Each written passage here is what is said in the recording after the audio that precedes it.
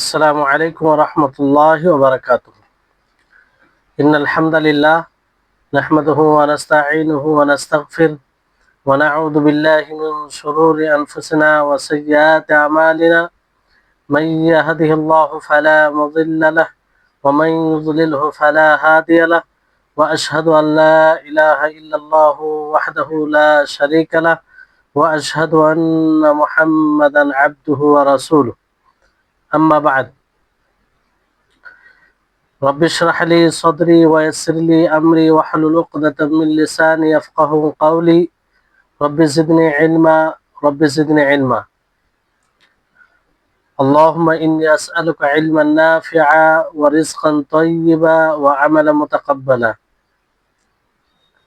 সম্মানিত আজকের ক্লাসে উপস্থিত দিনপ্রেমী সুপ্রিয় ভাই সকল ও সম্মানিতা বোন,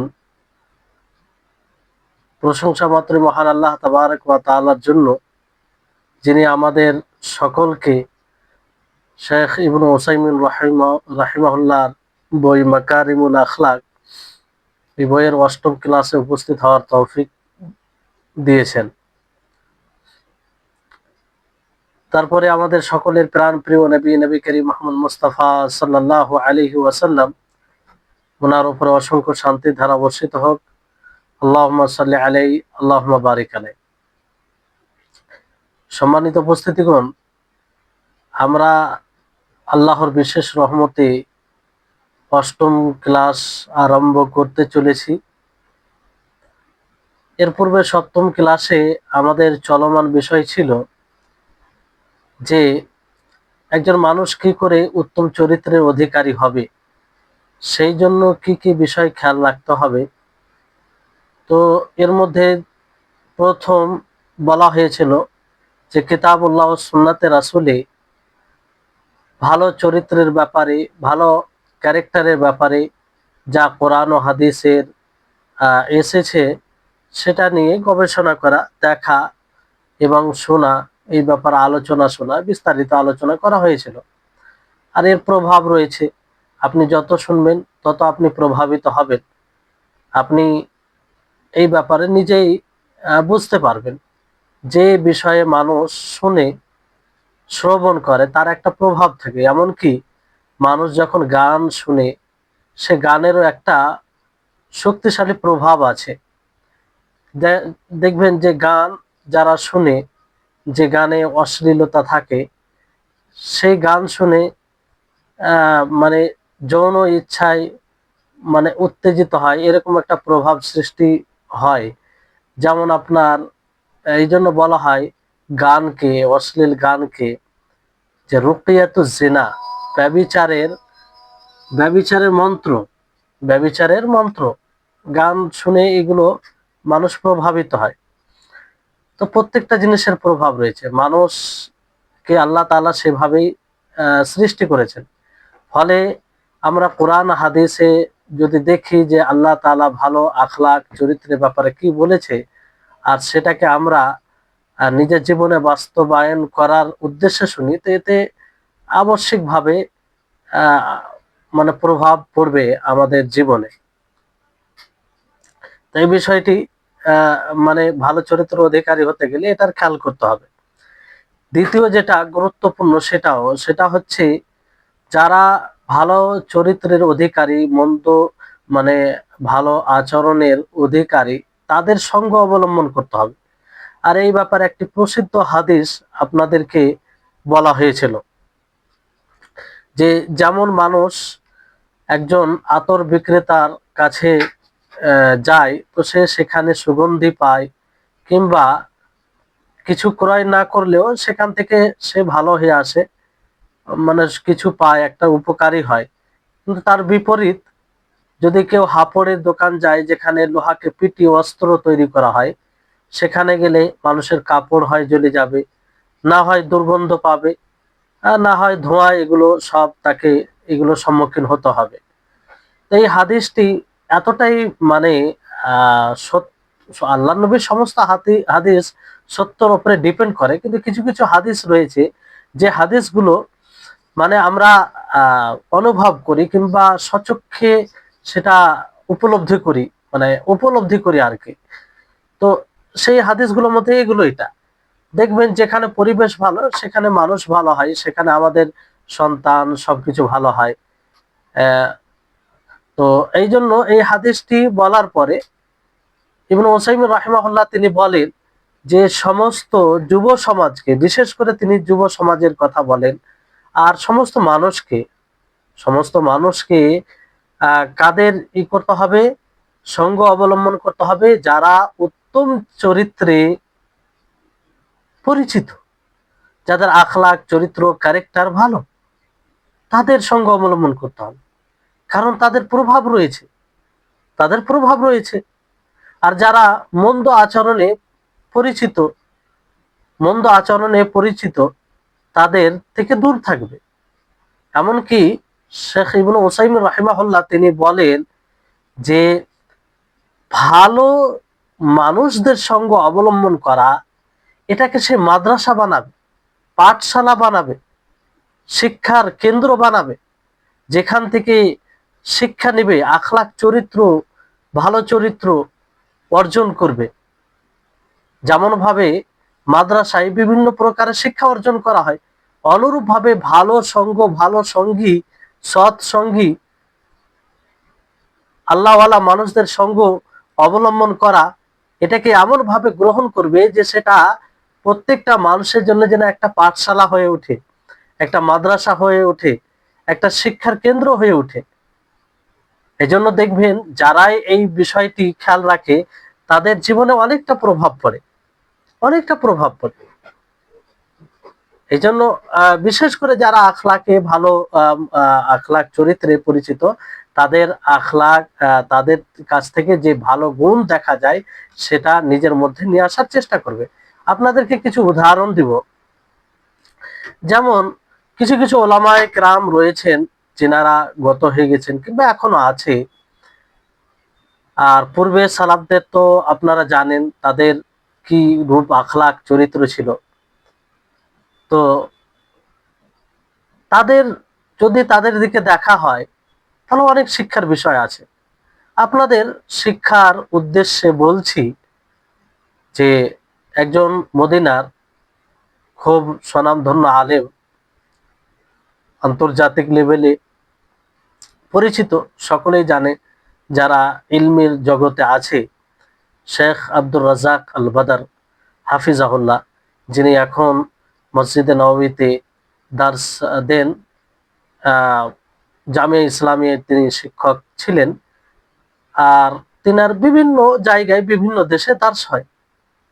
তো ওনার আখলাকের দু একটি দিক তুলে ধরব, যা থেকে যে সব ছাত্ররা তার জীবনীকে দেখেছে এই উদ্দেশ্যে যে তার আখলাক চরিত্র অবলম্বন করব, তো শিক্ষা অর্জন করেছে। কিছুদিন আগে একজন ভারতের অন্য ভালো পরিচিত শেখ আব্দুল হাসিব হাফিজাহুল্লাহ, তিনি লিখিতভাবে ওনার কিছু দিক তুলে তুলে ধরেছিলেন, যেটা রিসেন্ট ঘটেছে।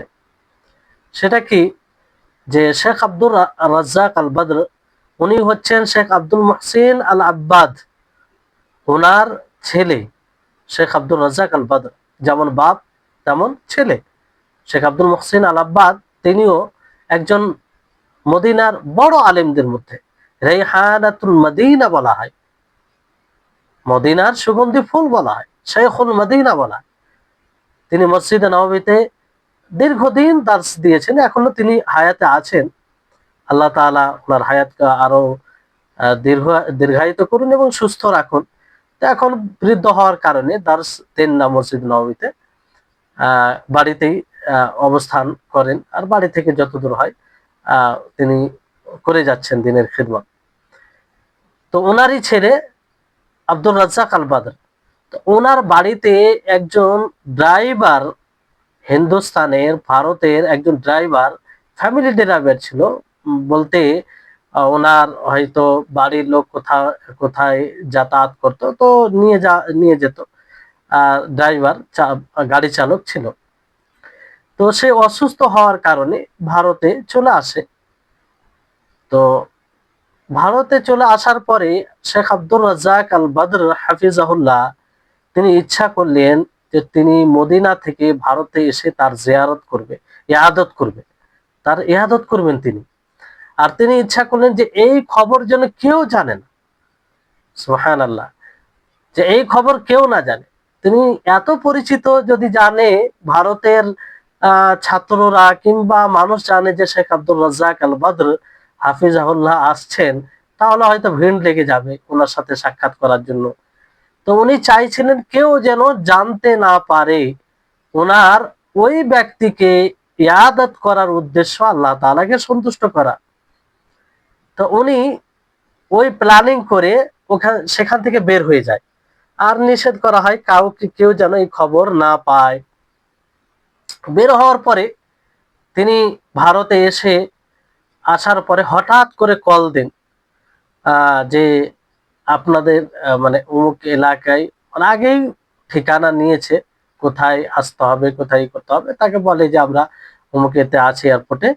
তো ইনারা অবাক, অবাক যে এইভাবে হঠাৎ করে এত বড় ব্যক্তিত্বে মানুষ, এত বড় আলেম, যিনাকে আন্তর্জাতিক হিসেবে সকলেই চিনেন, যিনার আখলাক, ব্যবহার, চরিত্রের ব্যাপারে সবাই জানে।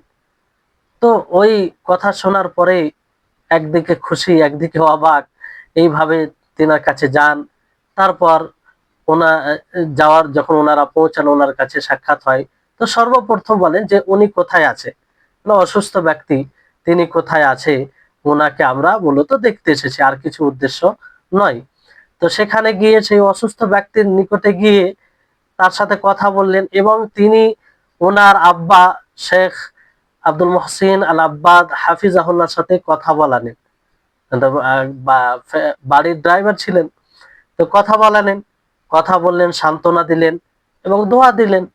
তারপরে সেখান থেকে ফিরে আসবেন।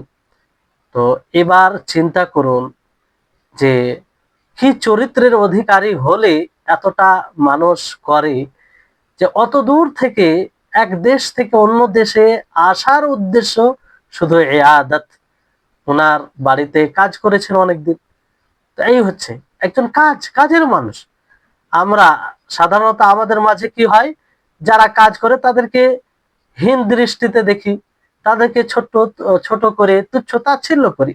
এরা তো আমাদের বাড়িতে কাজ করে, এদের মানে সম্মান আবার কি, এদের জন্য এদের বাড়িতে যাব। অনেকে বাড়িতে যেতে দ্বিধাবোধ করে, যে আমার বাড়িতে যে কাজ করে তার বাড়ি যাব, তার কাছে যাব, আমি যাব। কিন্তু দেখুন, তো ধরেন এগুলো যখন আমরা এইসব মাশায়েখদের সংস্পর্শে থাকবো কিংবা ইনাদেরকে দেখবো, প্রত্যক্ষ করব, আর ইনাদের আখলাক, যে মাদ্রাসা পাঠশালা, এখান থেকে শিক্ষা নেব, তাহলে আমাদের চরিত্রে একটা প্রভাব সৃষ্টি পাবে। তাই হচ্ছে বিষয়, কোনো মানুষকে দেখানো নয়, মানুষকে দেখানো নয়, শুধু এটা এটা হচ্ছে অন্যতম আখলাকের একটা পরিচয়। তারপরে আপনার আরো কিছু ওনার দিক আপনাদেরকে বলি, শুধু শিক্ষার উদ্দেশ্যে, যাতে আমরাও ওই রকম চরিত্র অধিকারী হতে পারি। যে উনি জামে ইসলামিয়াতে পড়াচ্ছিলেন, সেই সময় তিনি অ্যাটেন্ডেন্স নেন, যে কারা উপস্থিত আছে কারা উপস্থিত নেই। তো ওই ক্লাসে আপনার এক ছাত্র নাম ছিল শ্যাম। তো শ্যাম বলে তিনি ডাক দেন।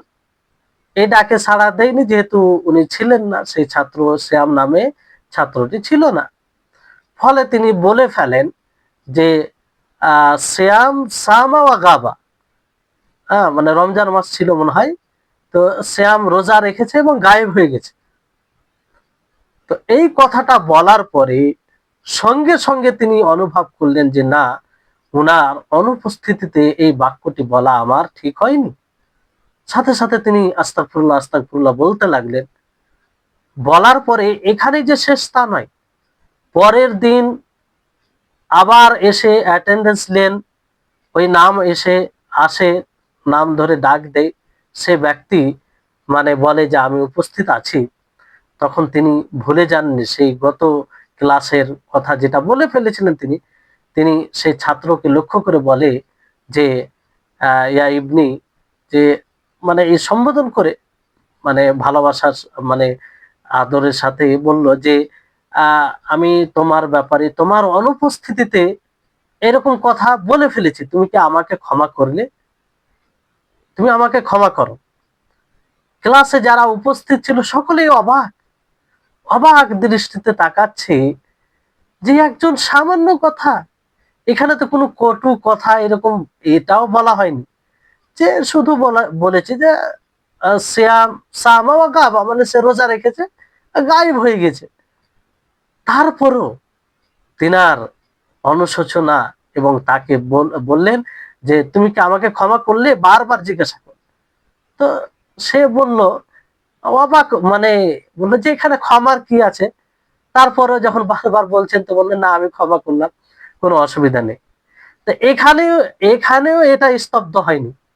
পরের দিন কিংবা যখনই হোক, তারপরে শেখ কিছু হাদিয়া তার জন্য এনেছেন, কিছু বই, হাদিয়া, এবং বললেন যে তোমার ব্যাপারে কিছু বলে ফেলেছিলাম, তুমি এই হাদিয়াটা গ্রহণ করো, আমাকে তুমি ক্ষমা করে দাও। আল্লাহ আকবার। তো মানুষ যখন উত্তম চরিত্রের অধিকারী হয়, তো এরকমটাই হয়, এরকমটাই হয়। আপনি আমরা এক অপরের আখলাক থেকে শিক্ষা নিতে পারি। এই জন্য আলেমদের এখন আছে, প্রকৃত ওলামায়ে গুণ এখনো আছে যাদের আখলাক চরিত্র থেকে অনেক কিছু শিক্ষা নেওয়া যায়, সকলেই এক নয়। তো শিক্ষা নিতে হবে। অনেক সময় তারবিয়াত পড়ানোর মাধ্যমে দেই, যেমন আমরা শেখ আব্দুল মহসিন আল আব্বাদ হাফিজাহুল্লাহকে দেখেছি ওনার দার্সে বসে, যে অনেক বিষয় ওনার কাছে আসতো, কখনো কোনো বিষয় একদম হালকা মনে হতো, তারপরও তিনি ওই সময়ে সে বিষয়টি উপস্থিত না থাকার কারণে তিনি বলেন যে মা আদরি, লা আদরি, আমি জানি না। এটা উত্তর হতো তিনার, এত বড় আলেম, শেখুল মদিনা বলা হয়, তারপরে এই উত্তর ওনার। তো ওনাদের জীবনী থেকে অনেক শিক্ষা রয়েছে।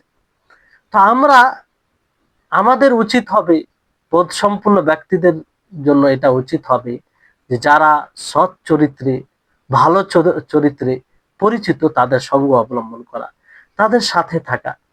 কারণ তাদের সাথে থাকলে আপনি দুটোর মধ্যে একটা পথে থাকবেন। আপনি হয় আপনি তাদের আখলাক থেকে সরাসরি শিক্ষা নেবেন, প্রভাবিত হবেন, না হয় আপনি আপনার মধ্যে যে খারাপ গুণ আছে, মন্দ গুণ আছে, সেগুলো আপনি ছাড়তে বাধ্য হবেন, সেগুলোর প্রতি আপনি অনুতপ্ত হবেন। আপনি ভাবতে বাধ্য হবেন যে আমি কোন কি করছি, এগুলো তো সঠিক নয়। আমারই এক বন্ধু, আমারই এক সঙ্গী, সেও তো মানুষ, তারও তো ইচ্ছা জাগে, তারও তো অনেক কিছু প্রবৃত্তি, মানে তারও তো মনের মধ্যে আশা হয়, তারপর এগুলো বর্জন করে, কারণ এগুলো ভালো চরিত্রের বিরোধী কাজ। তো এইভাবে, তো যেমন আমরা সৎ সঙ্গীর কে মাদ্রাসা বানাবো, সেখান থেকে অনেক কিছু আমরা শিক্ষা নিব। আর এর পূর্বের ক্লাসও আপনাদেরকে বলেছি যে দেখেন, মানুষ সব দিক দিয়ে পারফেক্ট হয় না, কোনো মানুষ পারফেক্ট নয়, আনকমপ্লিট। সব গুণে যে কমপ্লিট হবে কেউ নাই, এরকম কেউ নেই। তবে মানুষের মধ্যে সবচেয়ে উত্তম হচ্ছে নবী করিম মুহাম্মদ সাল্লাল্লাহু আলাইহি ওয়াসাল্লাম। তার ব্যাপারে আসবে, তিনার চরিত্রের ব্যাপারে ইনশাআল্লাহ। তো কিন্তু মানুষ স্বাভাবিকভাবে, মানুষের মধ্যে দুর্বলতা আছে। কোন মানুষের মধ্যে কোনো গুণ বেশি, তো কোনো গুণে খামতি আছে। এই জন্য আমি আপনি কোনো ব্যক্তিকে কোনো একটা বদগুণের কারণে, মন্দ গুণের কারণে তাকে একদম ফেলে দিতে পারি না, কারণ তার মধ্যে যেটা ভালো গুণ আছে সেই ভালো গুণটাকে নিতে পারে। এই জন্য এটাও ইঙ্গিত করা হয়েছিল যে কোনো মানুষ যে সমাজে বদনাম হয়, তো তার তার মধ্যে যে মন্দ চরিত্রের সব কোয়ালিটি থাকে তা নয়, কোনো এক দুটি কোয়ালিটি থাকে, তা দ্বারা সে তার ব্যক্তিত্ব নষ্ট হয়ে যায়, তার ব্যক্তিত্ব নষ্ট হয়ে যায়। হয় সে মদ খায়, বাকি অন্যদের সাথে ঠিক কথা বলে যখন ভালো অবস্থায় থাকে, আরো বিভিন্ন তার মধ্যে গুণ থাকে। কিন্তু একজন ব্যক্তি চুরি করবে, ডাকাতি করবে, মদ খাবে, মানুষের উপরে জুলুম করবে, ব্যভিচার করবে, আর যত রকম মন্দ আখলাক চরিত্রের বিষয় রয়েছে সবগুলো তার মধ্যে থাকবে, এরকমটা খুব কম হয়, খুব কম হয়, বিরল। তো কিছু কিছু মন্দ গুণের কারণে মানুষের ব্যক্তিত্ব নষ্ট হয়ে যায়। ফলে আমাদেরকে সৎসঙ্গী বানিয়ে সেটাকে মাদ্রাসা হিসাবে গড়ে তুলতে হবে, যাতে আমরা সেই মাদ্রাসা থেকে, সেই পাঠশালা থেকে উত্তম চরিত্র কালেক্ট করে নিজের মধ্যে তৈরি করার চেষ্টা করি। তাহলে আমরা এক ভালো চরিত্রবান হয়ে গড়ে উঠব। তার বিপরীত, আমরা যারা মন্দ আচরণে পরিচিত তাদের থেকে আমরা দূরে থাকবো, তাদের থেকে আমরা দূরে থাকবো। এজন্য দেখবেন কোন ব্যক্তি যদি মন্দ আচরণে পরিচিত হয়, তো তার সঙ্গীদেরকে দেখবেন, তার সাথীদেরকে দেখবেন, তার সাথীরা ওই রকম মন্দ হয়। এটা কখনো হতে পারে না যে একজনের বন্ধু সে ভালো হবে আর সে মন্দ চরিত্র হবে, আর গভীর গভীর তার সাথে বন্ধুত্ব থাকবে আর সে মন্দ হবে, এটা খুব কম হয়। এই জন্য হাদিসে বলা হয়েছে যে তোমাদের মধ্যে কেউ যখন কাউকে দোস্ত বানাবে সে যেন দেখে, দেখে সে কিরকম, সে দিনদার কি দিনদার নয়। তো এই জন্য দিনদার হলে আহ মানে সে যে যে তার সঙ্গী থাকবে সেও দিনদার হবে। তাহলে এই বিষয়টি আপনাদের নিকটে আশা করি স্পষ্ট, যে আমাদেরকে সৎসঙ্গী বানাতে হবে, তাহলেই আমরা যেটা অর্জিত আখলাক চরিত্র, ভালো চরিত্র, সেটা সেটার অধিকারী আমরা হতে পারবো। তৃতীয় যেটা বিষয় সেটা হচ্ছে যে আমাদেরকে ভাবতে হবে যে মন্দ আচরণের পরিণাম কি। ব্যাড মানে ক্যারেক্টার, যেটা মানে মন্দ আচরণ, মন্দ ব্যবহার, তার পরিণাম কি হয়। দুনিয়াতে তো আমরা দেখি যারা মন্দ আচরণে পরিচিত তাদেরকে মন্দ বলেই জানা যায়, বলে যে অমুক মিথ্যুক, অমুক প্রতারক, অমুক জালিম, অন্যায়কারী, অমুক চুগলখোর। দুনিয়াতে তাকে এইভাবে জানা হয়। যারা মন্দ আচরণে আহ, মানে মন্দ আচরণের অধিকারী হয়, মন্দ আচরণ যাদের থাকে তাদেরকে দুনিয়াতে ওইভাবে মন্দ ভাবে জানা যায়, মন্দ ভাবে জানা যায়। এবং এর ফলে কি হয়, যে একজন মানুষের মন্দ আচরণ হয়, তো যখন মন্দ আচরণ সমাজে বদনাম হয়ে যায়, সমাজে সেই মন্দ আচরণে পরিচিতি লাভ করে, তখন সে আরো মন্দ হয়ে যায়, আরো খারাপ হয়ে যায়, আরো সে সেদিকে ধাবিত হয়। কারণ তার মধ্যে যে একটা ইজ্জতে নফস, আত্মসম্মান থাকে, সেই আত্মসম্মান বিলুপ্ত হয়ে যায়। আর এই আত্মসম্মান একটা মজবুত আপনার পাহাড়া, মানে পাহারাদার মানে কি, মানে আপনার দেখাশোনা করে আপনাকে, আপনার মন্দ চরিত্র থেকে মানে প্রতিরোধকারী আত্মসম্মান। যখন মানুষ নিজের আত্মসম্মানকে হারিয়ে ফেলে, তখন তার জন্য অনেক কাজ সহজ হয়ে যায়, সহজ হয়ে যায়। তো যখন মানুষ মন্দ আচরণের কারণ, মন্দ আচরণে পরিচিতি লাভ করবে, সমাজে সেই বলেই জানবে তাকে, তখন সে আরো বেশি বেশি করে মন্দ আচরণ করবে, তার কারণ তার মধ্যে আত্মসম্মান বলে কিছু থাকবে না। তো এই জন্য দেখতে হবে দুনিয়াতে তার পরিণাম কি। দুনিয়াতে দেখি, এটা অনুভব করা বিষয়, দেখতে পাই যে যারা মন্দ আচরণ তাদের কেউ সম্মান করে, শ্রদ্ধা করে, ছোট বাচ্চারাও তাদের শ্রদ্ধা করে না। যারা নিম্নে, তার নিচে লোক রয়েছে, তারাও তার শ্রদ্ধা করে না, তাকে গালি দেয়, তার প্রতি মানে কারো হৃদয়ে ভালোবাসা থাকে না। কিন্তু তার বিপরীত ভালো আচরণে যদি কেউ পরিচিত থাকে, তাহলে তার ব্যাপারে হৃদয়ে, প্রত্যেকের হৃদয়ে ভালোবাসা, ভালোবাসা আসে, মহাব্বত সৃষ্টি হয়, তার সম্মান শ্রদ্ধা হয় সমাজে, প্রভাবশালী, তার প্রভাব একটা থাকে, তার কথা মান্যগণ্য হয়। তাহলে এটা বিষয় ভাবতে হবে। বিশেষ করে এখানে বোনেরা আছে, তাদের দৃষ্টি আকর্ষণ করব যে আপনাদের মধ্যে মানে এই বিষয়টি, এই গুণটি বেশি দেখার বিষয় আছে। এটা সকলের মাঝে, পুরুষ মহিলা সকলের মাঝে। তবে দেখা যায় মহিলাদের মধ্যে যে তাদের তাদের সঙ্গী, তাদের মানে আশেপাশে যাদের সাথে চলাফেরা করে, তারা বিবেচনাটা খুব কম করে, বিবেচনাটা খুব কম করে। তো বিবেচনা করতে হবে, কারণ এর প্রভাব রয়েছে। আপনি যতই মুত্তাকি হন না কেন, মুত্তাকি বলতে তাকওয়ার অন্তর্ভুক্ত এটাও হবে যে আপনি সৎসঙ্গী চয়ন করবেন, কারণ এটা শরীয়ত সম্মত, শরীয়ত সম্মত। তাহলে এই হচ্ছে বিষয়। তো এই হচ্ছে 3টি বিষয়, খুব গুরুত্বপূর্ণ বিষয়। আমরা যদি সত্যি উত্তম চরিত্রের অধিকারী হতে চাই, তাহলে এই 3টি বিষয় লক্ষ্য রাখতে হবে। একটি হচ্ছে কোরআন ও হাদিস ভালো চরিত্রের ব্যাপারে, ভালো আখলাকের ব্যাপারে যা বলা হয়েছে সেটার প্রতি মানে লক্ষ্য রাখবেন এবং সেটা পড়বেন। এই ব্যাপারে যা লেকচার রয়েছে ওলামাদের, ভালো ওলামাদের, তাদের লেকচার শুনবেন এবং আমল করবেন। দ্বিতীয় হচ্ছে যে আপনি সৎ সঙ্গী বানাবেন, যারা ভালো আখলাকে পরিচিত তাদের সঙ্গ অবলম্বন করবেন। এর মধ্যে এটাও চলে আসে যে শ্রেণীর দিক দিয়ে আপনি কোন শ্রেণীর সাথে বেশি সম্পর্ক রাখবেন। তো বিশেষ করে এই জন্য যখনই এই ব্যাপারে কথা উঠে আমি বারবার এই কথাটি বলি যুব সমাজকে আর আলেমদের। এই কথা শেখ সুলাইমান হাফিজাহুল্লাহ তিনিও বারবার বলেন এবং আরো সমস্ত ওলামায়ে কেরাম বিশেষভাবে এই কথাটি বলেন যে নিজেকে যদি আপনি সর্বপ্রকারের ফিতনা থেকে মুক্ত করতে চান, তাহলে ওলামাদের সংস্পর্শ অর্জন মানে থাকেন, ওলামাদের সংস্পর্শে থাকেন। আর ওলামাদের সংস্পর্শে আপনি কি করে থাকবেন, এটা হচ্ছে একটা প্রশ্ন। ওলামাদের সংস্পর্শে আপনি এইভাবে থাকবেন যে তাদের দ্বারা শিক্ষা নেবেন, তাদের কাছ থেকে শিক্ষা নেবেন, কোরআন হাদিস শিখবেন এবং তারা যে গাইড দিবে সেই গাইড অনুযায়ী আপনারা চলবেন। কারণ সেই আম্বিয়াদের মিশন ওলামায়ে কেরাম সেগুলো আদায় করছেন, কিন্তু দ্বীনের খাতিরে কোনো সময় আপনারা আবেগকে জায়গা দিবেন না। দ্বীন অর্জন করবেন ওলামাদের কাছে।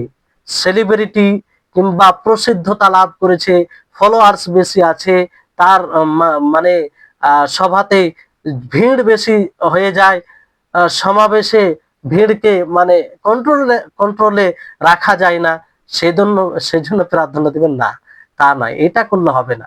প্রকৃত ওলামায়ে কেরাম যারা দ্বীনের খেদমত করে আসছেন তাদের সংস্পর্শে থাকবেন, তাদের কাছ থেকে জ্ঞান নেবেন। ইনশাআল্লাহ আপনি অনেক ফিতনা থেকে আর অনেক নিজের আখলাককে সজ্জিত করতে আপনার এটা সহযোগী হবে।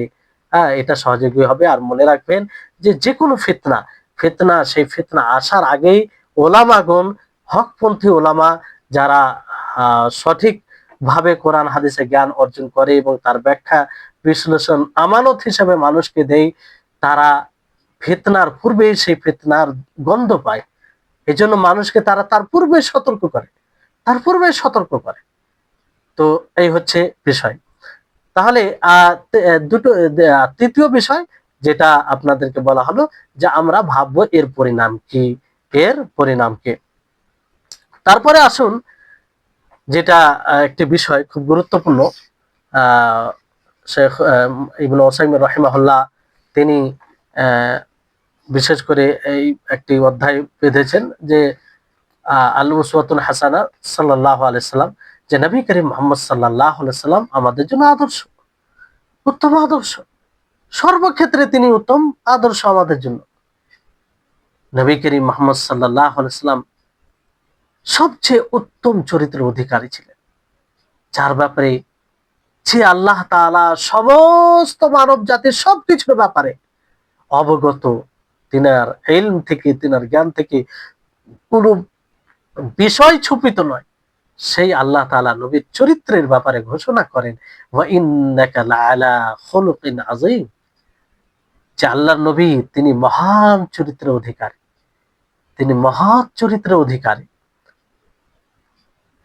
আর তিনি যে মহান চরিত্র অধিকারী কেন হবে না, তার জীবনে যত ঘটিত ঘটনা রয়েছে তার এটা প্রতীয়মান, সাক্ষ্য দেয়। নবী করিম মুহাম্মদ সাল্লাল্লাহু আলাইহি সাল্লামের সাথে ঘটে যাওয়ার এক একটি ঘটনা, এক একটি মুহূর্ত, এক একটি বাক্য তার ভালো চরিত্রের সাক্ষ্য দেয়, ভালো চরিত্রের সাক্ষ্য দেয়। নবী করিম মুহাম্মদ সাল্লাল্লাহু আলাইহি সাল্লাম সেই বাল্যকাল থেকে নিয়ে তার চরিত্র কেমন ছিল যে কোনো কাফের পর্যন্ত, তেনার শত্রু পর্যন্ত বলতে পারেনি যে নবী প্রতারক, নবী মিথ্যুক, নবী অন্যায়কারী, নবী কাউকে কষ্ট দিয়েছে।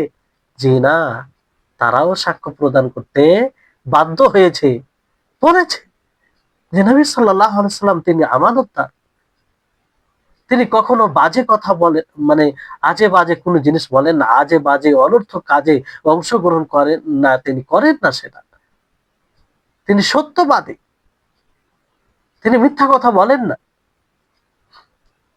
তো নবী করিম মুহাম্মদ সাল্লাল্লাহু আলাইহি সাল্লাম দেখেন, তিনি নবুয়ত পাওয়ার পর কত রকম লোকের সাথে তিনার সাক্ষাৎ হতো। এক তো কাফের, তাদের সাথে কিরূপ ব্যবহার ছিল, মুসলিম, তাদের সাথে কিরূপ ব্যবহার ছিল, মুসলিমদের মধ্যে বিভিন্ন প্রকারের কাবিলা, বিভিন্ন জায়গা থেকে নবী করিম মুহাম্মদ সাল্লাল্লাহু আলাইহি সাল্লামের কাছ থেকে লোক আসতো, তাদের সাথে কি ব্যবহার ছিল, তাদের সাথে কিরকম ভাবে ডিল করতেন আল্লাহর নবী।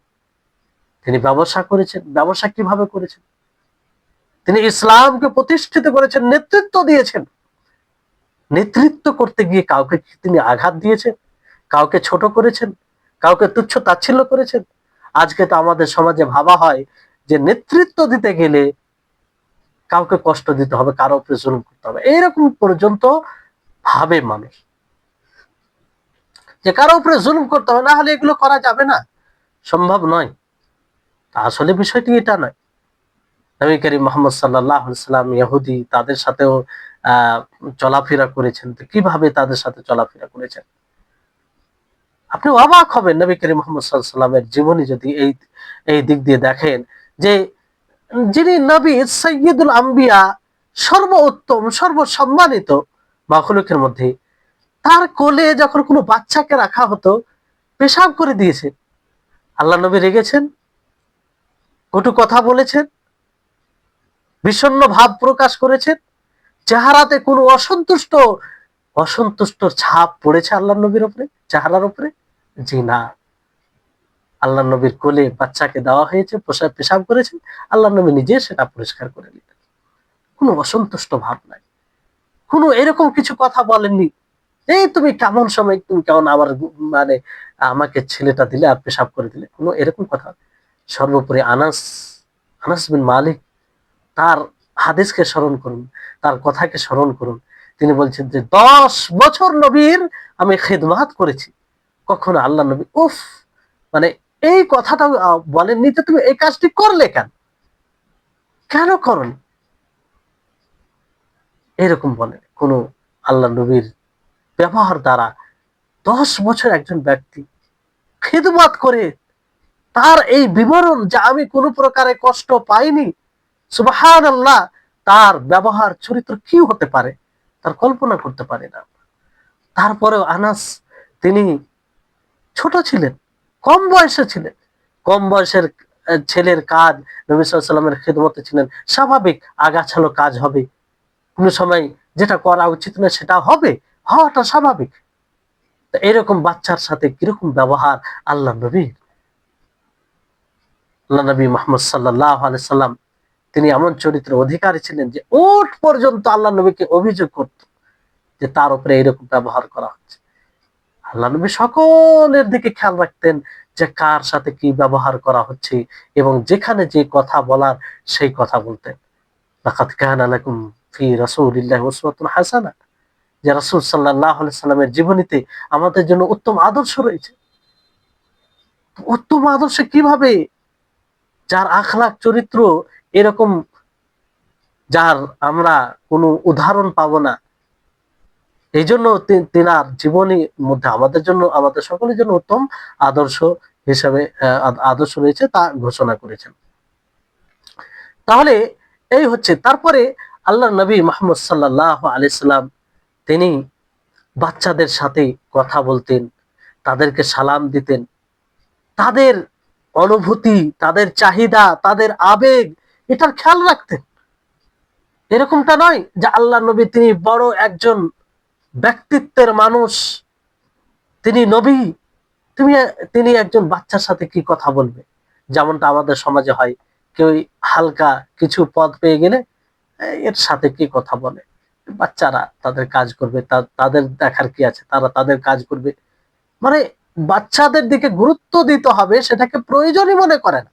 তাদের আবেগ, তাদের চাহিদাকে বুঝতে হবে, সেটার প্রয়োজন মনে করে না। কিন্তু নবী সাল্লাল্লাহু আলাইহি ওয়াসাল্লাম, যিনি সাইয়্যিদুল আম্বিয়া, যিনি মাকামে মাহমুদ, হাসরের মাঠে যে শাফাতের কেউ সাহস করতে পারবে না, একমাত্র নবী করিম মুহাম্মদ সাল্লাল্লাহু আলাইহি ওয়াসাল্লাম এগিয়ে যাবেন, আল্লাহকে বলবেন, সাজদায় পড়ে আল্লাহ তাআলার কাছে আবেদন করবেন এই সুপারিশের, আর তিনাকেই অনুমতি দেওয়া হবে।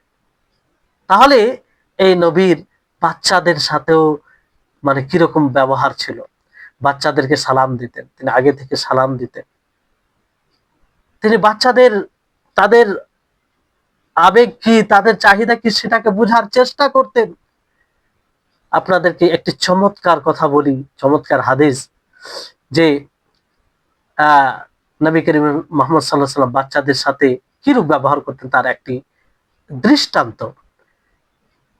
এক বাচ্চাকে আল্লাহ নবী বলেন, ইয়া আবা উমাইর মা ফাআলান নুগাইর, ইয়া আবা উমাইর মা ফাআলান নুগাইর।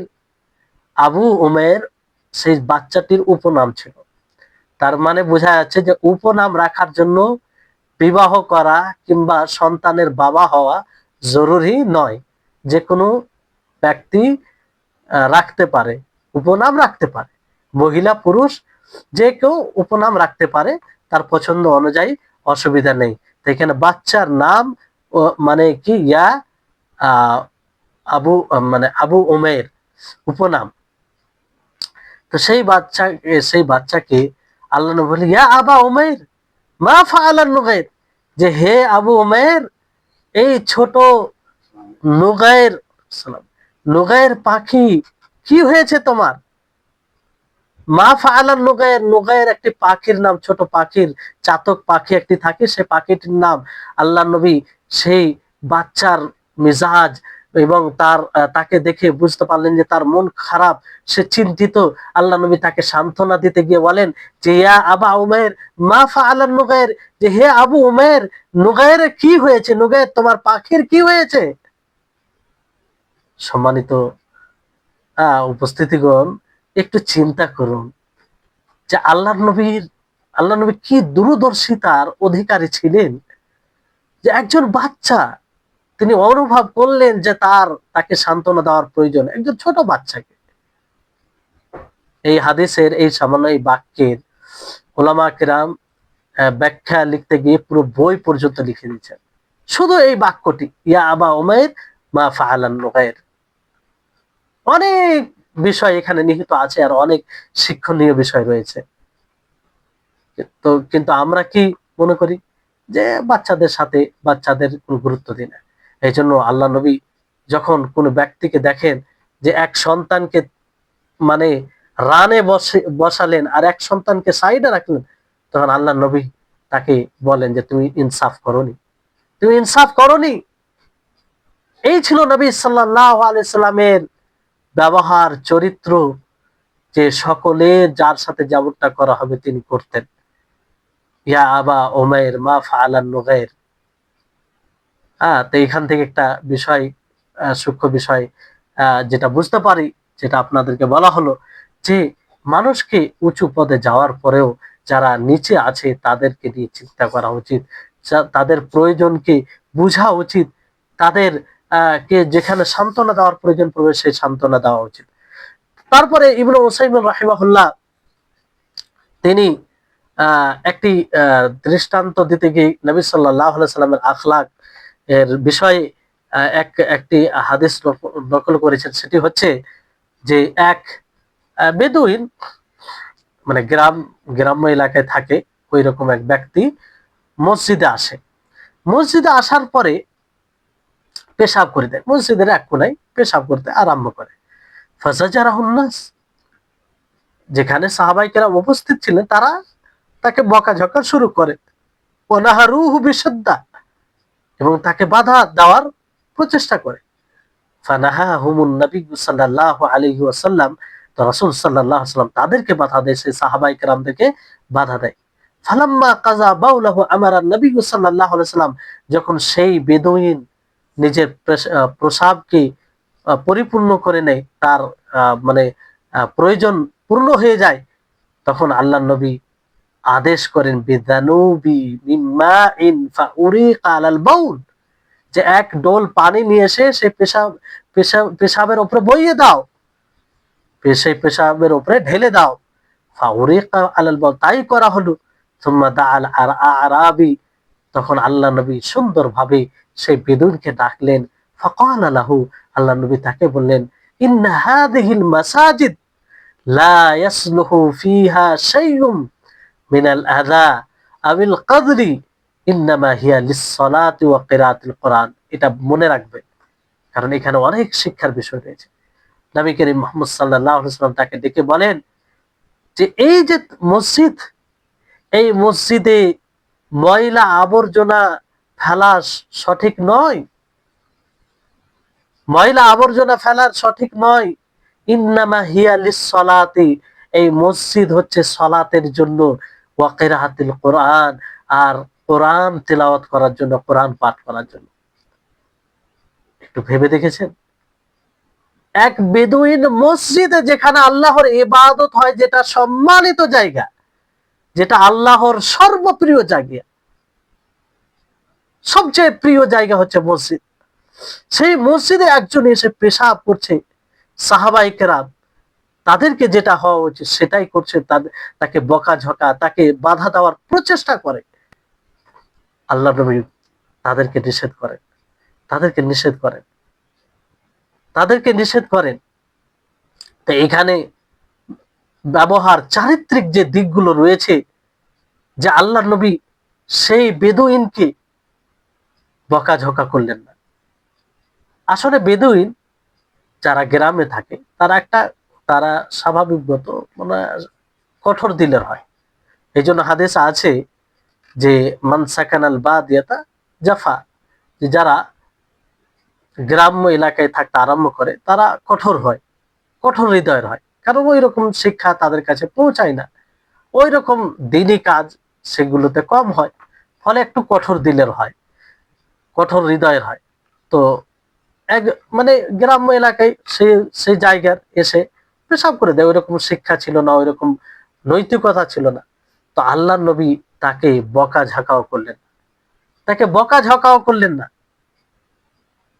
আল্লাহ নবী তাকে পেশাব করতে দিলেন। এখানে একটি গুরুত্বপূর্ণ একটি নীতিমালা কথা বলবো, যাতে আপনাদের আরো বিভিন্ন বিষয়ে কাজে আসে।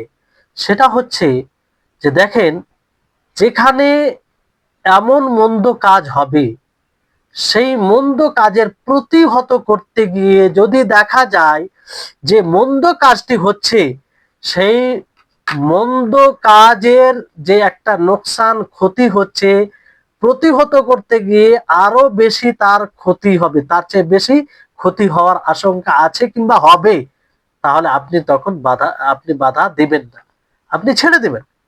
এখানে আল্লাহর নবী মুহাম্মদ সাল্লাল্লাহু আলাইহি সাল্লাম তিনি কিছুই বললেন না। কেন?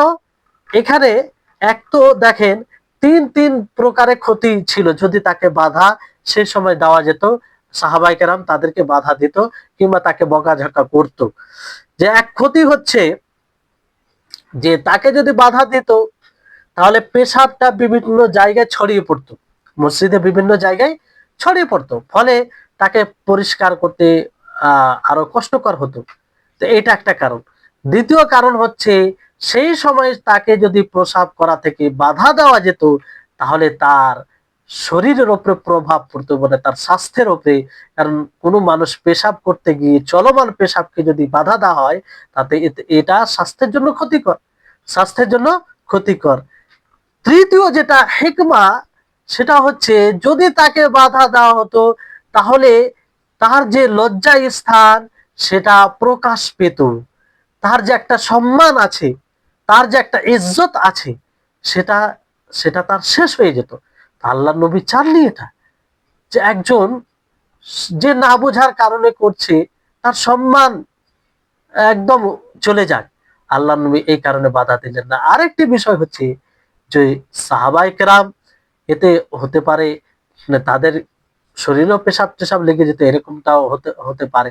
এই কারণে আল্লাহ নবী মানা করলেন। কারণ পেশাব করতে গিয়ে একটাই ক্ষতি, যে সেই জায়গাটা নাপাক হচ্ছে, আর একটা বেহুরমতি হচ্ছে, এতটা ক্ষতি। কিন্তু বাধা দিতে গিয়ে যেহেতু সেটা করে ফেলেছে কিংবা আরম্ভ করে দিয়েছে, তো আহ মানে বাধা দিতে গিয়ে আরো ক্ষতি বেশি হয়ে যাচ্ছে, ফলে আল্লাহ নবী তাকে ছেড়ে দিলেন। তো আল্লাহ নবী কি চরিত্রের অধিকারী, এটা চিন্তা করুন, যে এত বড় একটা সম্মানিত জায়গায় এক বেদুইন এসে পেশাব করে দেয়। আল্লাহ নবী না তাকে বকাঝকা করেন, না তাকে আহ কিছু বলেন। তারপরে যে বাক্যটি, এই জন্য আপনাদেরকে সে সময় একটু সচেতন করেছিলাম আমি, যে বাক্যটি ভালো করে শুনুন, যে আল্লাহ নবী কিভাবে বলেন, দেখেন কি দূরদর্শিতা আল্লাহ নবীর মধ্যে, কি আখলাক, কি ব্যবহার।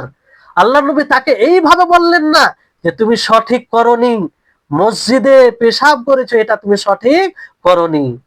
বরং তাকে কিভাবে বললেন, যে এটা হচ্ছে মসজিদ, এই মসজিদে ময়লা আবর্জনা নিক্ষেপ করা, এই মসজিদে প্রসাব করা, এই মসজিদে এইভাবে অনৈতিক কাজ করা, এটা সঠিক নয়। তাকে সরাসরি এইভাবে আল্লাহ নবী বললেন না যে তুমি যে কাজটি করেছো এটি সঠিক নয়, কারণ সে না জেনেও করতে পারে। আল্লাহ নবী দেখেন হিকমা, দেখেন কিছু চারিত্রিক গুণ। ফলে এর প্রভাব কি আপনাদেরকে পরে বলছি, যে আল্লাহ নবী এইভাবে বললেন। তারপরে এটা একটা বলে দিলেন। দ্বিতীয় হচ্ছে, তারপরে আল্লাহ নবী এমন কথা বললেন যে মসজিদে কি হয়, মসজিদে কি কাজ হয়, মসজিদ কেন বানানো হয়েছে, সেটা আল্লাহ নবী এই বাক্যের মধ্যে প্রকাশ করলেন। ইন্নামা হিয়া লিসসালাতি ওয়া কিরাআতিল কোরআন, যে এই মসজিদ তাতে সালাত আদায় করার জন্য এবং কোরআন পাঠ করার জন্য, আল্লাহকে জিকির আল্লাহকে স্মরণ করার জন্য, বিভিন্ন প্রকারে ইবাদত করার জন্য তৈরি করা হয়। তাহলে আল্লাহ নবী তাকে এটাও বলে দিলেন, তাকে সরাসরি কটাক্ষ না করে এটাও বলে দিলেন যে এই মসজিদে পেশাব করা ঠিক নয়। মানে এই সরাসরি না বলার পরে এটা বলা হয়ে গেল। আর দ্বিতীয় হচ্ছে যে এই মসজিদ কেন তৈরি হয়েছে, এটাও আল্লাহ নবী স্পষ্ট করে দিলেন। আমরা হলে কি করি, কেউ একটা ভুল করলে সবচেয়ে বড় আফসোস, দুঃখ এখানে হয় যে আমাদের সমাজ শরীয়তের জ্ঞান থেকে এতটা পিছপা, যে কোনো বাচ্চা, ছোট বাচ্চারা যখন মসজিদে যায় তখন তাদেরকে বকাঝকা করে, এমন চোখ দেখায় তাদেরকে, এমন ভাবে তাদেরকে ডাঁট দেয়, যে সেই বাচ্চারা ভয়ে তাদের শরীরে কম্পন শুরু হয়ে যায়। এগুলো সচক্ষে দেখা, এগুলো শুনে শুনে বলছি না, এরকম ভাবে মানুষ বাচ্চাদের সাথে ব্যবহার করছে। সেই মিসকিন, সেই মানে হতভাগা গুলোকে দেখা দেখা উচিত যে নবীর চরিত্র কি ছিল, যে মসজিদে এসে একজন পেশাব করে দিচ্ছে, জঘন্য কাজ করছে, তারপর আল্লাহ নবীর কি চরিত্র, কি ব্যবহার তার সাথে ছিল। কিন্তু বড় দুঃখের সাথে বলতে হয় যে শরীয়তের জ্ঞান না থাকার কারণে যে বাচ্চারা আমাদের আগামীর ভবিষ্যৎ হবে, যে বাচ্চারা সমাজকে গঠনে করার তাদের প্রভাব পড়বে, তাদেরকে আমরা এইভাবে বকাঝকা করি যে তারা মসজিদকে ঘৃণা করতে আরম্ভ করে। তারা ভাবে যে মসজিদ মনে হয় সবার যাওয়ার জায়গা নয়, বাচ্চারা যেতে পারে না। তো অথচ আল্লাহ নবীর এই ব্যাপারে তো অনেক আছে দৃষ্টান্ত, সেগুলো বললে লম্বা হয়ে যাবে। যাই হোক, তো বিষয়টি হচ্ছে এটা। তারপরে আপনার এখানে আরো এটা বলেই শেষ করব। এখানে আখলাক, যেটা ব্যবহারের চরিত্র, এই ব্যবহারের কারণে এতটা প্রভাব পড়ে যে সেই যখন বেদুইন চলে যাচ্ছে তখন বলছে যে হে আল্লাহ, তুমি মোহাম্মদের উপরে এবং আমার উপরে রহম করিও, বাকি কারো উপরে রহম করিও না। দেখলে এত বড় অন্যায় করার পরেও আল্লাহ নবীর কথায় চরিত্রে প্রভাবিত হয়ে বলে যে হে আল্লাহ, তুমি আমার উপরে এবং নবীর উপরে, মোহাম্মদের উপরে রহম করো, আর কারো উপরে করিও না। কারণ তারা তো বকাঝকা করতে যাচ্ছিল, বাধা দিতে যাচ্ছিল, কিন্তু আল্লাহ নবী নিষেধ করেন। তখন আল্লাহ নবী তাকে বলেন যে দেখো, হাজ্জাত ওয়াসিয়া, মানে আল্লাহ নবী তাকে বলেন যে তুমি আল্লাহর প্রশস্ত রহমতকে সংকীর্ণ করে দিলে। আল্লাহর রহমত তো প্রশস্ত, তুমি বলো যে সকলের উপর আল্লাহ তাআলা রহম করো। হ্যাঁ, এইভাবে দোয়া করতে পারো।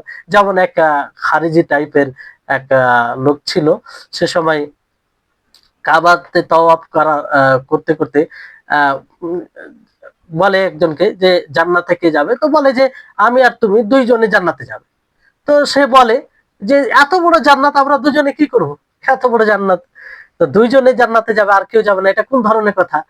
তো এটা মূলত নবী সাল্লাল্লাহু আলাইহি সাল্লামের শিক্ষা ছিল, ফলে এসে বলেছিল যে তোমরা জান্নাত দুইজনে যাবে, মানে অন্যরাও যাবে, গুনাহ করলেও সে গুনার শাস্তি ভোগ করে সে জান্নাতে যাবে, আর জান্নাতে যাওয়ার সংখ্যা আরো হবে। তো এই হচ্ছে বিষয়। তো আল্লাহ নবী বলেছেন যে আল্লাহর রহমতকে সংকীর্ণ করতে হবে না, আল্লাহ তো প্রশস্ত রহমতের মালিক। তো আমরা এইভাবে, এই জন্য এখান থেকে আরেকটি বিষয় স্পষ্ট হয় যে যারা মুক্তাদা হবে, যাদের অনুসরণ করা হয়, যাদের প্রতি মানুষের দৃষ্টি থাকে, তাদেরকে বিশেষ করে আখলাক, এই ধরনের আখলাকের প্রতি গুরুত্ব দেওয়া উচিত, কারণ তাদেরকে দেখে অনেক শিক্ষা নেই। তো যাই হোক, এখান থেকে আজকে ক্লাস শেষ করছি। ইনশাআল্লাহ আগামী ক্লাসে আবার আহ, যে আর আরেকটি দৃষ্টান্ত আছে এবং কথা এখান থেকে আমরা আগে বাড়াবো। আল্লাহ তাআলা যেন আমাদের সকলকে উত্তম চরিত্রের অধিকারী হওয়ার তৌফিক দান করেন, যেন আমাদের চরিত্র এমন হয় যে চরিত্র থেকে যেন অন্যরা শিক্ষা নেয়, অন্যরা যেন সচ্চরিত্র অধিকারী হতে গিয়ে আমাদের চরিত্র থেকে সহযোগিতা নেওয়ার সুযোগ পায়। ওয়া আখির দাওয়ানা আনিল হামদুলিল্লাহি রাব্বিল আলামিন। আসসালামু আলাইকুম ওয়া রাহমাতুল্লাহি ওয়া বারাকাতুহু।